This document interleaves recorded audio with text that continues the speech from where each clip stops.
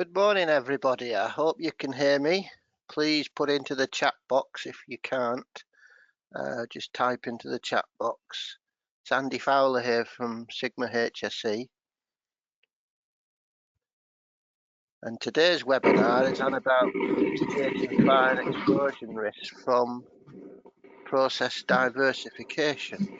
Something, of course, which is key to having a successful business. We all need to change. We all need to do new things. But what I'd like to give you today is a flavour of some of our experiences where companies have started to do new things and have come a little bit adrift, especially with the regulator in the UK on some of these aspects.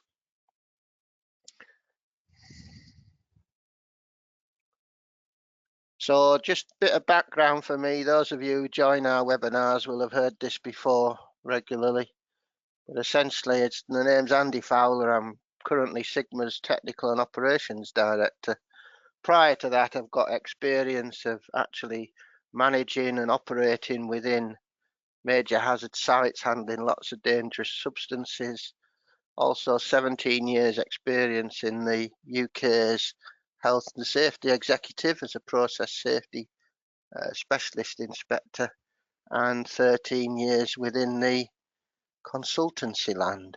So I'm getting pretty old now. I'm getting close to having 40 years experience in this sort of topic and the wider process safety, as opposed to occupational safety, which I'll dwell a little bit as we get through the presentation. Just to tell you something about Sigma HSE, we're a consultancy for process safety, and we've also got the luxury of having testing laboratories, so where we can test the flammability products and the electrical properties of substances, whether they're vapor, gases, liquids, solids. So that gives us a great understanding of how the substances will actually behave, and then we can couple that with the knowledge we have of the different types of process industries that are out there to make sure that we can, that the design of processes are safe, essentially, that we're not having fires and explosions every day, and we're managing our processes accordingly. So we are a global company, primarily within India and the UK and Europe. We've recently just opened up a facility in New Brunswick in New Jersey in the States, and we're looking to grow even further with new facilities in Europe over the next year or two. And you can see we've also got laboratories in the UK, India, and setting one up currently in the States. So you can see the sorts of things from this slide, what we do, everything to do with process safety, really, whether that's doing a hazard or a HAZOP or a disease risk analysis, or helping you with developing a management of change policy and procedure, or a permit to work policy and procedure. And of course, the third arm to our business is training people in the tools and techniques associated with process safety, as well as you can see, as I've discussed already, the explosion testing laboratories, where we can get a handle on powder, gas and vapor material properties, electrostatic properties, chemical reaction hazard testing, making sure that exothermic chemical reactions we can properly control and ensure that the vent is large enough on these sorts of systems, and so on. So in terms of today, mitigating process diversification, what I'd like to take you through, I'll be talking about, how much we understand about these new processes or these new products that we're producing on our plant, and the sorts of changes in behaviours and cultures, and the impact on management systems of doing things differently. And doing things differently, of course, is something that we need to do in a business. We need, this process diversification is the lifeblood of maintaining our businesses, making them sustainable into the future. So we can satisfy the market. And we all know in today's world how the market is significantly changing, okay? And how we can grow that business and move with the time. And out from that will come greater understanding, greater productivity, higher quality and everything else if we really understand what it is that we're playing with. So process diversification, it's a definite thing that all businesses will be striving to do. It's a really good thing to do. But we need to be aware that if that process diversification is fetching onto the site or fetching into the company new hazards that currently we have very little understanding of, and particularly if those hazards are fire and explosion hazards, then we need to make sure that the business as a whole is up to the job of managing these changes. Do we have the knowledge, the expertise to make sure that we can manage these new hazards proportionately? We can do the right thing. Yeah. And there's lots of examples that we're seeing as a consultancy where companies are coming adrift a bit with the regulators. And some examples, for example, the water industry. Water industry historically has dealt with water. They understand the hazards of water. But increasingly now they're putting on anaerobic digestion facilities. They're generating methane. They may be feeding that into the national grid pipelines and so on and so forth. We've got a lot of farmers in the UK who are also creating their feedstocks from cattle waste and such forth, and generating biogas from that they're now feeding into power units and steam units and heating units. Okay, and even the food industry, there's an awful lot of food industry that is now starting to put some ingredients that are capable of fire and explosion. We've known for a while, for example, that many of our common foodstuffs, sugar, flour and that, are combustible dusts. But now we're starting to see highly flammable liquids being added as flavour enhancers and perfumes and such as this into our products. And we're also seeing the energy industry. As you can imagine, we're starting to get green energy, fuel cell technology, this sort of thing, the hydrogen economy. We're starting to deal with hydrogen. It's just another flammable gas. It's got extremely wide flammable limits. It burns without a visible flame. So you can imagine there's some hazards there if you're suddenly starting to deal with hydrogen and you've never dealt with flammable gases before. There's a steep learning curve to go through to really understand the impact of these things. You've got fuel cell technology becoming a big thing. It's taking hydrogen feedstock, or it's taking precursors to the hydrogen. So we're seeing technologies arriving where they're cracking ammonia and cracking methanol to generate that hydrogen to feed into fuel cell systems.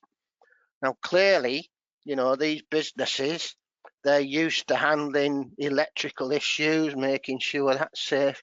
Now they're getting into having to deal with flammable gases, flammable liquids. So we've got to do the right thing. Of course, there's legislation out there already. Within the UK, we have the Dangerous Substances and Explosive Atmosphere regulations. They've been around since 2003. An awful lot of our business now is coming from new businesses who have been asked by their insurers, well, where's your disease assessment? And it's the first that they've heard of these regulations. Okay. Now, the regulations have been around since 2003 in the UK. And even before the disease legislation, there was other legislation right back to 1972, the highly flammable liquids and liquefied petroleum gases regulations. And if you were to dig those regulations out of the archive, you would see there that it talks about things that are talked about in DESIR, in the DESIR regulations, doing hazardous area classifications, knowing where your zones of flammable atmospheres are, having protected electrical and mechanical equipment. Wasn't called ATEX equipment there, But you know, flame-proof equipment, intrinsically safe equipment, has been around as long as I've been around, for decades now, 5 or 6 decades. So it's not new, it's just people aren't aware that they exist. The reason why it's important really is because when we're dealing with dangerous substances, it's taking us into a new regime of what's known as process safety as opposed to occupational safety. And all businesses will understand occupational safety, you know, preventing us being harmed by slipping and tripping and falling and breathing in dangerous substances and all of these sorts of things. And the whole industry, the whole of the processing industry has been really, really successful in applying and managing occupational safety aspects. You know, and it wasn't always the case. I can remember as a young chemist starting out in my career, of not having to wear a hard hat if I went on my plant, not having to wear safety spectacles in the laboratory. I don't think at that time high visibility clothing had been invented. And even when I sat my driving test, I didn't need to wear a seatbelt. But of course, the standards have changed, and now it's, you know, it's embedded within our cultures. It'd be very unlikely if you go out on your site now to find somebody not wearing the correct PPE, personal protective equipment. Okay, and these are all the remit of occupational safety, and it's very important, but we're very good at it, and we've seen the success in that. And you know, every business has seen lost time incident rates declining over the decades, and they're now bobbling along at a very low level. And that's really good. That's because we've put the management effort into managing these hazards. Yeah. And of course, the hazards are relatively simple. Most of us, just by being a human being, can understand whether we can fall off something or fall into something, or if we stick our hand within a piece of machinery, we might lose our fingers, and therefore we protect ourselves against that by ensuring we've got guarding on the machine, and so on and so forth. Okay, so we can do that. And the problem with occupational safety, it's kept at the front of our mind as well, because all of these things, slipping, tripping, falling, they happen all the time really. And most of the time the consequences are very minor. You know, we pick ourselves up, dust ourselves down and carry on. Yes, we can still kill people, generally in small numbers. Okay, but process safety is dealing with these big events, these fires, explosions, toxic gas releases that have got the potential of doing an awful lot of harm, killing or injuring lots of people. Okay, but these events are very unlikely. They don't happen very often. Okay, within the UK, our sort of batting average for a major incident of this type is about once every 25 years. So it's really easy to think, well, we can keep our fingers crossed and it won't happen to us because they're so unlikely. Okay, but they do happen. We're in probability land. These really big events can happen and have major consequences and can result in changes to legislation, making compliance with the law a lot more difficult task to do. You only need to be an upper tier coma site in the UK to realise just how much effort and how much scrutiny as a business you put under to make sure that you prevent or can deal with these major incidents at an early stage, so we don't end up with the massive outcomes. Okay, and of course if we do, and there's been many instances worldwide which have wiped out businesses, having one of these major incidents has wiped out the business. Okay, so of course, if as a business you're diversifying and you're starting to do something new, either new products that handle dangerous substances capable of fire and explosion and things, your focus needs to change somewhat. And the starting point from this is a robust management of change policy and procedure. Now, whether you're in occupational safety or within process safety, the management systems, which, let's be fair, you can buy, you can go to British Standards Institution and buy a health and safety management system, and you'll all have a good health and safety management system, and it'll have all the headings that we know and love. That you should have a management of change procedure, you should have a permit to work system and other safe working practices, you should provide operating instructions, training, emergency procedures, look after your assets and everything else. So from a headings point of view, it's the same headings whether we're looking at occupational safety or process safety. But it is considered that we need to ensure that once we're dealing with dangerous substances, things that could result in fire and explosion, we need to make sure that we manage it at a higher level, if you like, than we do for occupational safety.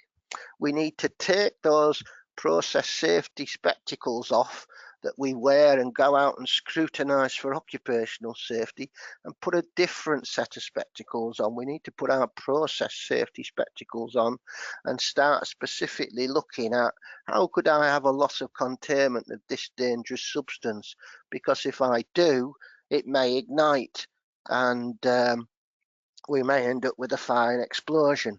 Now, today I'm not going to go through the actual technical basis of how we prevent, control and mitigate fires and explosions, because you'll have heard this before, especially if you listen in to some of our regular webinars.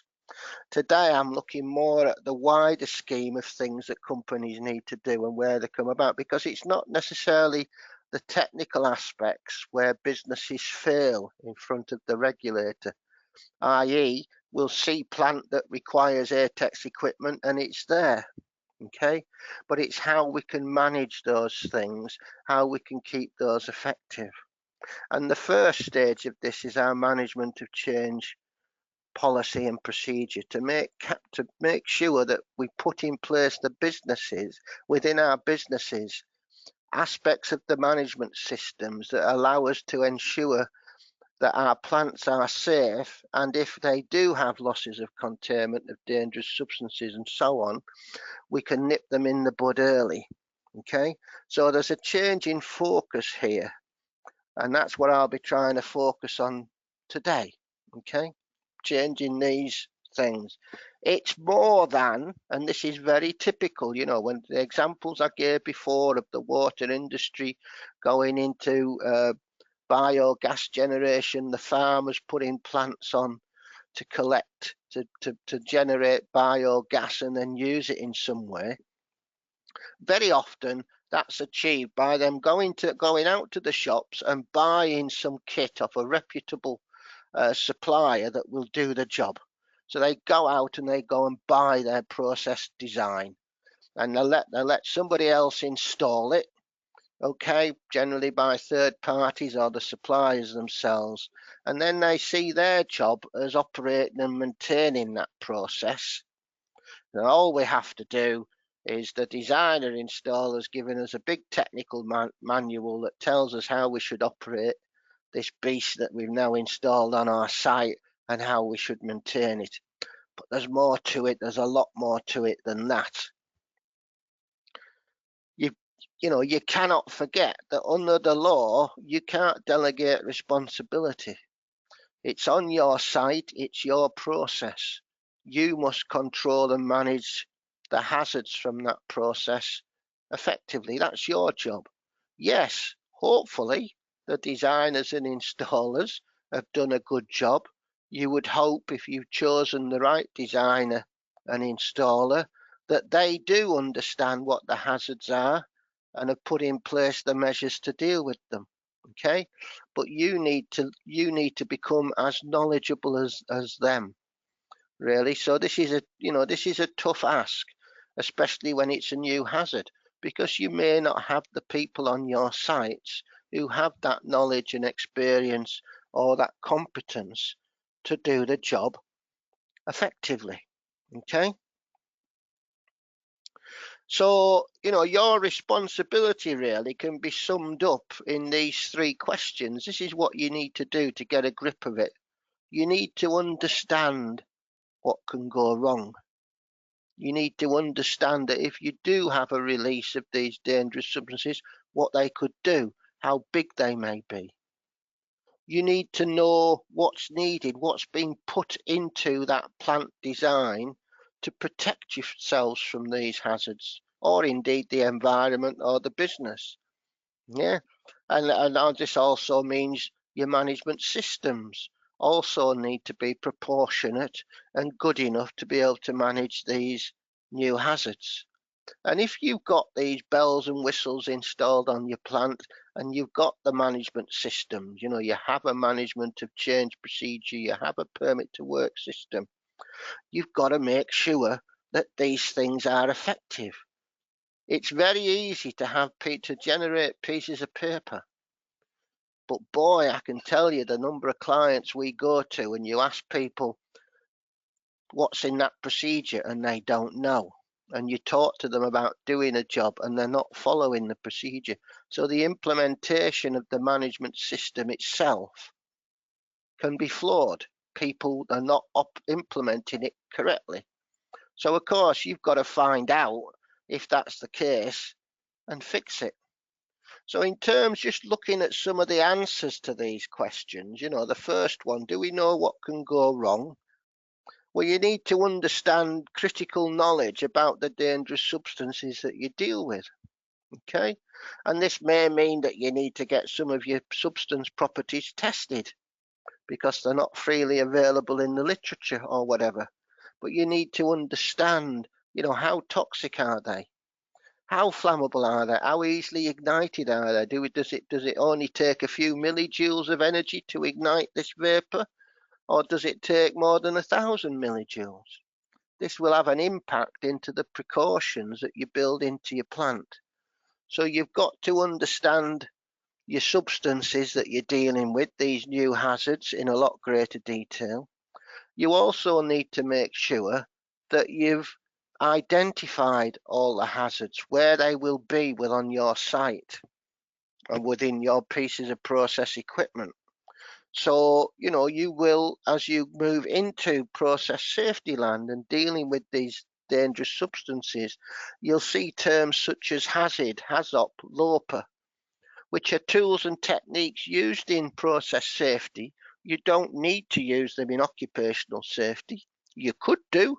It would be a waste of time and effort.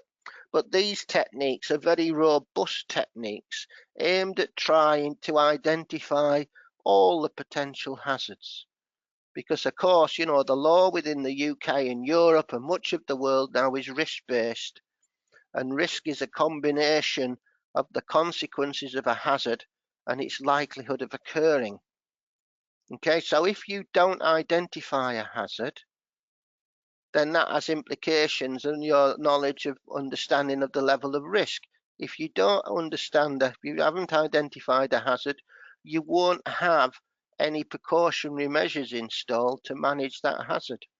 And it's these precautionary measures that significantly reduce the consequences from that hazard. Okay, so these techniques are aiming to do that. They are, although they're hazard identification techniques, they're also risk assessment techniques.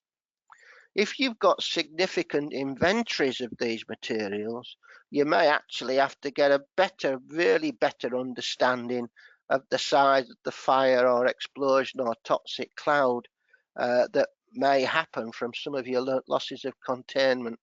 So you may have to do what's called extent and severity, which basically means how large is the hazard and how much harm will it do.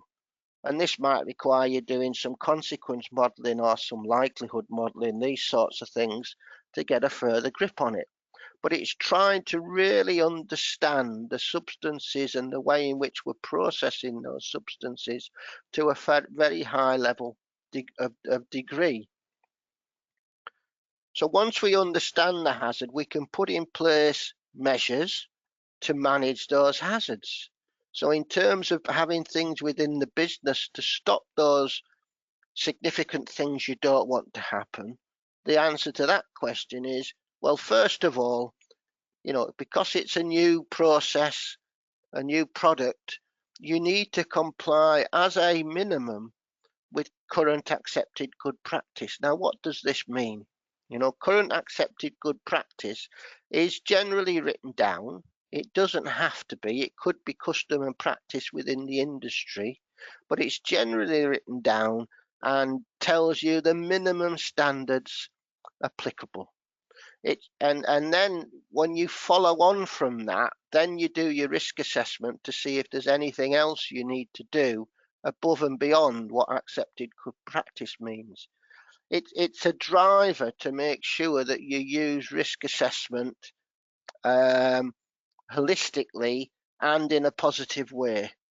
So, for example, if I would won a job to put a high pressure gas pipeline across the Sahara Desert, okay, and if I don't look at accepted good practice to start with, I just do a risk assessment, I may find that there's hundreds of kilometers of that gas pipeline, which if I get a release of high pressure gas from it, and indeed if it was to ignite, it wouldn't do any harm because there's nobody there. It wouldn't even harm the environment because it's just surrounded by sand.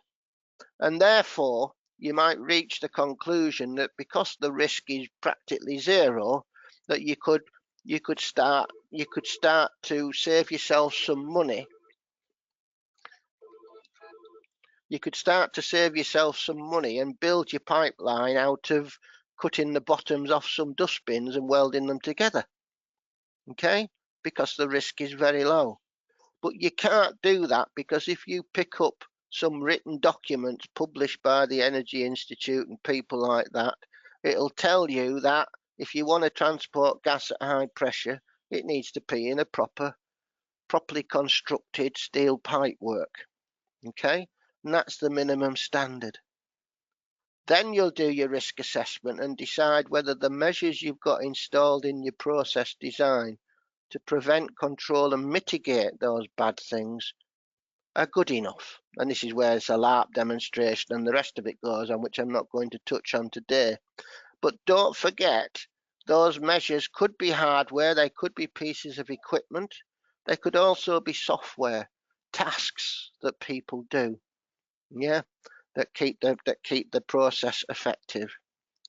And of course, once you've got all of those pieces of critical equipment and critical tasks, your management system needs to be implemented, focused on those critical pieces of equipment and critical tasks. You need to make sure that the tasks and the equipments have been properly designed, properly installed, properly constructed, properly operated, inspected and maintained. And properly decommissioned and put out of practice also. So it's throughout the whole what's known as the process safety life cycle. So your management, all of your headings within your health and safety management system needs to be focused to these dangerous substances or dangerous process parameters that you've got on your designed plant, and then made sure that you've got the proof, if you like, that you could justify to the authorities that what you've done is good enough and the risk is as low as reasonably practicable. But it's not just installing the measures. And this is where a lot of these companies, when they do process diversification, they don't look at the management systems. They don't alter the management to change system or the permit to work system or the operating systems. They don't make them more robust and they don't make them focused upon the hazards that they're now having to deal with. If you like, a lot more significant hazards of fire and explosion rather than getting wet with water or drowning. Okay.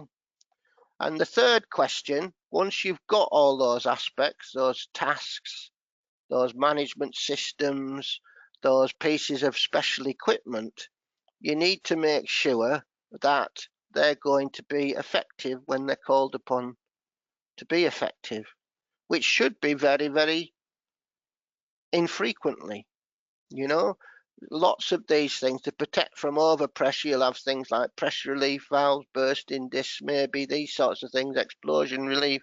They shouldn't be popping every other day. Ideally, they should never operate. Yeah, you should have tight enough control over your process design that your parameters never get to the point where these things start to operate. But you need to know that they will in fact operate.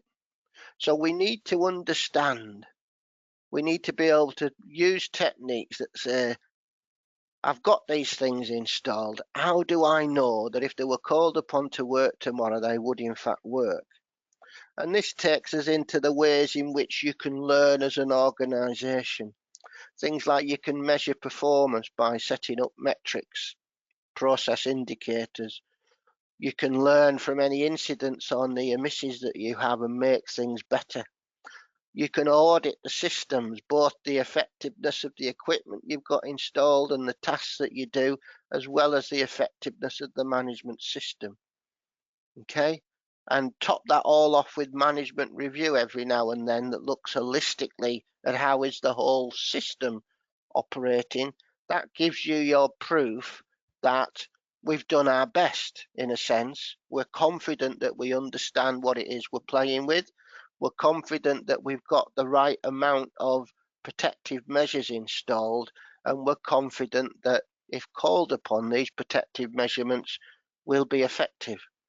So the potential major incident that we could have is nipped at the bud. Okay, so two critical things is this understanding that managing hazards is not just the equipment that's installed on the plant that you make sure that you maintain and operate. There's also the management skills aspect of it that need to be good as well. And all of these aspects, whether it's your designers, your maintainers, or whatever, obviously it all involves human involvement, which points to their competency. But of course, nothing happens unless you've got the commitment of the leadership in a business to actually set that organizational culture to do the right thing, to make sure that when we need to, we've gone through a HAZOP or a hazard, that we have assessed the risks, that we are certain that the equipment that we've got installed in our design is the correct equipment. Okay, and that people are following the procedures and following the management practices.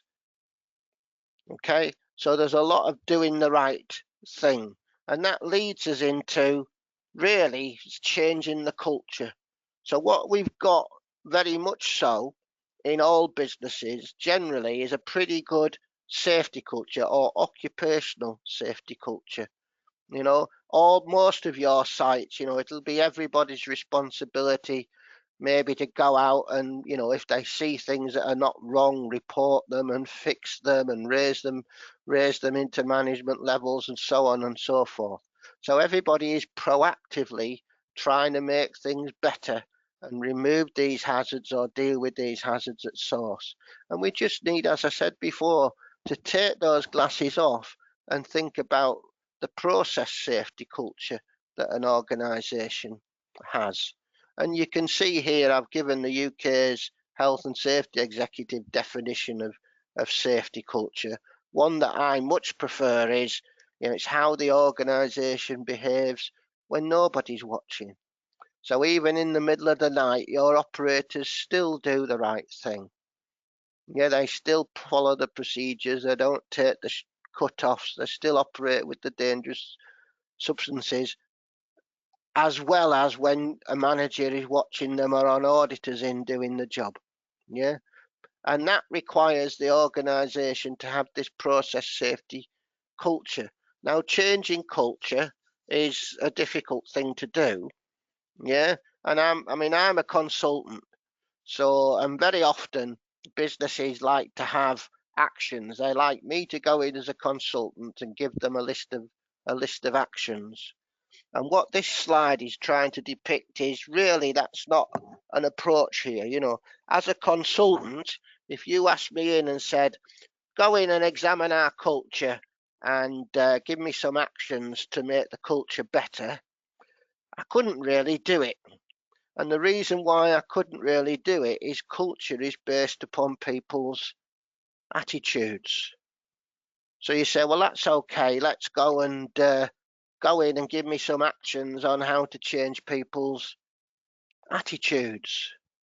And I say, well, I can't really do that either. I'm sorry. I'm not that good a consultant. But the reason why I can't do that is because it's based on people's behaviours. And you say, well, come in and assess people's behaviours for me and give me some actions. And really, that's a job I could do, but you wouldn't want to employ me for it because, of course, individual behaviours, I'd have to assess the behaviours of everybody in your organisation and give them an individual set of actions. And that's going to cost you a fortune. Yeah.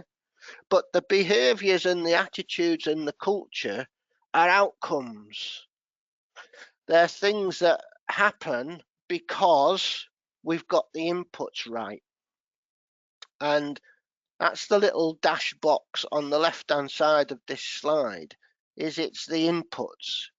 So to be able to develop a good process safety culture, we need to have the systems and processes. We need to ensure that our management system is focused to the things we're trying to prevent, control and mitigate, okay? And that people implement them appropriately, that they do follow the procedures and they understand why they've got to do things in certain ways. Coupling that with having effective targets and objectives so you can measure your performance against those. But the major impact of developing culture, the major input to developing a culture is an awful lot of coaching and mentoring. Yeah. So testing people's understanding of the hazards, testing people's understanding of the equipment that's installed to protect them and how to operate it and when to operate it and so on and so forth. So there's a lot more open questioning goes on. It's it's more than just sticking somebody on a training course. This is competence assurance I'm talking about now.